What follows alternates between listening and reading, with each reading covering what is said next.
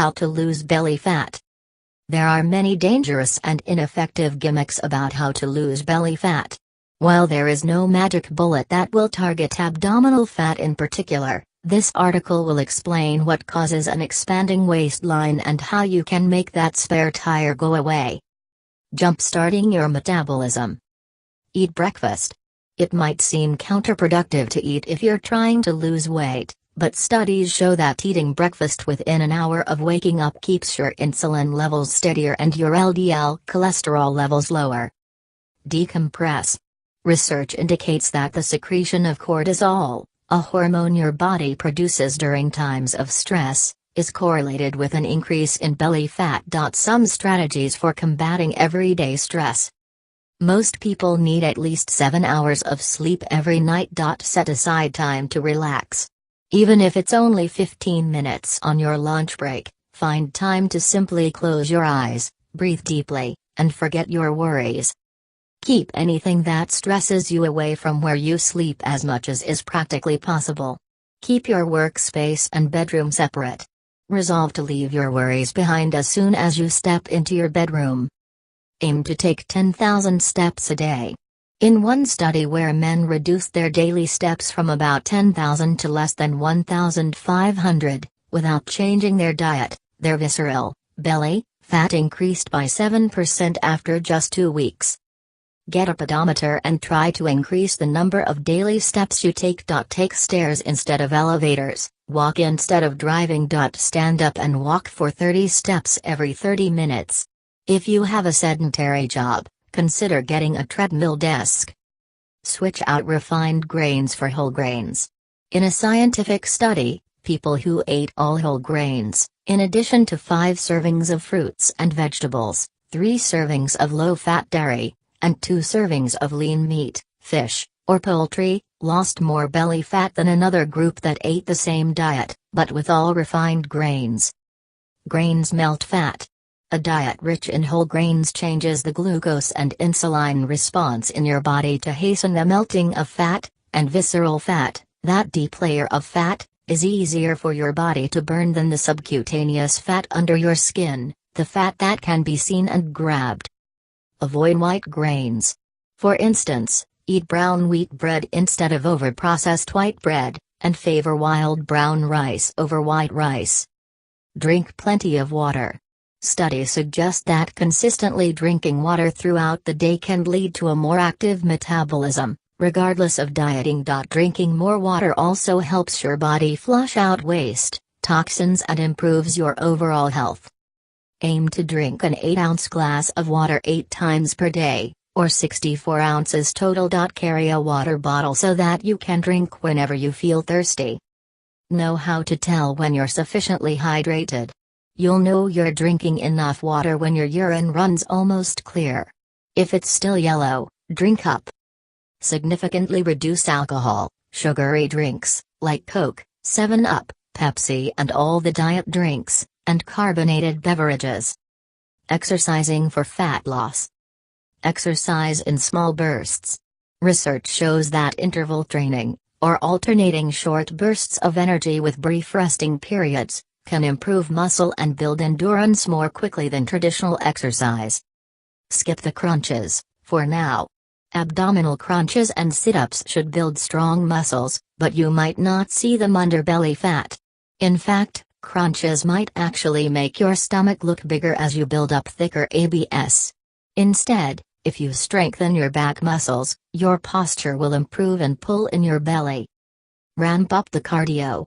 Do aerobic exercises which get your heart pumping, burn calories quickly, and facilitate fat loss all over the body, including your belly.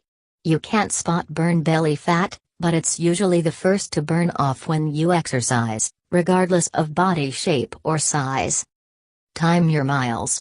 Track your progress by timing how long it takes to run a mile. As cardiovascular stamina improves, you'll notice the time going down. Correct shin splints. If you get painful shin splints, pain along the front of your shins when you run, you may be overpronating, landing with most of your weight on the outer side of your foot. There are shoes designed specifically to help alleviate this. Don't overdo it. Start with 3 cardio workouts a week. Pushing yourself hard every day doesn't allow your body enough time to recover and build up muscle, and could lead to injury. Add resistance training. A 2006 study published in the International Journal of Sport Nutrition and Exercise Metabolism suggests that combining cardiovascular, aerobic, exercise with resistance training is more effective than cardiovascular training alone in getting rid of abdominal fat. You can do resistance training with free weights, exercise machines or resistance bands, and it may also be useful to train from unstable positions due to increased muscle activity. Dieting for fat loss. Reduce calorie consumption. Unless you restrict calorie intake, you won't lose belly fat. Try these tips. Remember that it takes a 3,500 calorie deficit to lose 1 pound of fat. That is, you have to either burn off 3,500 calories through exercise or eat 3,500 calories less than you burn in a week. Aim to lose a maximum of 2 pounds per week. Losing any more than that can be unhealthy and leads to a cycle of crash dieting, in which you rapidly gain back any lost weight. Keep a food diary. Most people tend to underestimate how much they eat. Get an honest assessment of your eating habits by writing down everything you consume for a week. Utilize an online calorie calculator, and figure out roughly how many calories you're consuming in a day. From there, see what you can afford to cut. Try a diet in which you consume 2,200 calories, men, or 2,000 calories, women, per day. This should cause a deficit sufficient for you to lose 1 or 2 pounds per week, depending on your activity level. Eat good fats. Studies suggest that a diet with a higher ratio of monounsaturated fats like avocados, nuts, seeds, soybeans, and chocolate, can prevent the accumulation of belly fat. Trans fats, in margarines, crackers, cookies, or anything made with partially hydrogenated oils, seem to result in more fat being deposited in the abdomen. Avoid these as much as possible. Measuring progress. Calculate your waist-to-hip ratio. Your waist-to-hip ratio, or the circumference of your waist divided by the circumference of your hips, can be a good indicator of whether you need to lose belly fat. Here's how to get it. Wrap a soft tape measure around the thinnest part of your waist at the level of your navel. Note the measurement.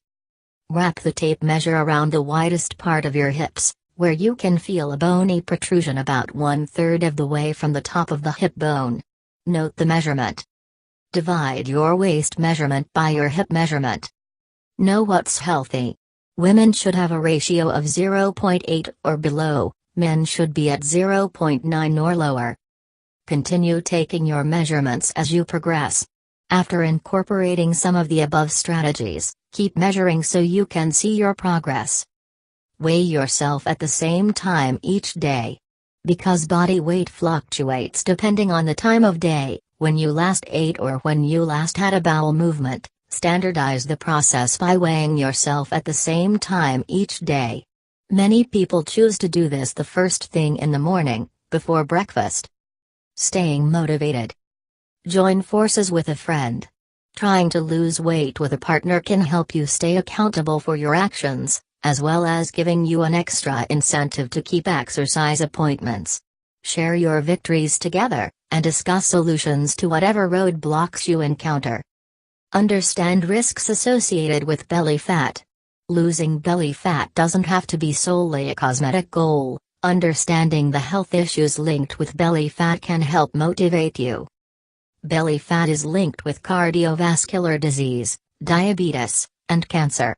Specifically, it's the deepest layer of belly fat, the fat you can't see or grab, that poses health risks. That's because these visceral fat cells actually produce hormones and other substances that can affect your health, for example increased insulin resistance and/or breast cancer risk. The fact that visceral fat cells are located right next to and in between organs in your abdominal cavity doesn't help. For example, fat next to the liver drains into it, causing a fatty liver, which is a risk factor for insulin resistance, setting the stage for type 2 diabetes.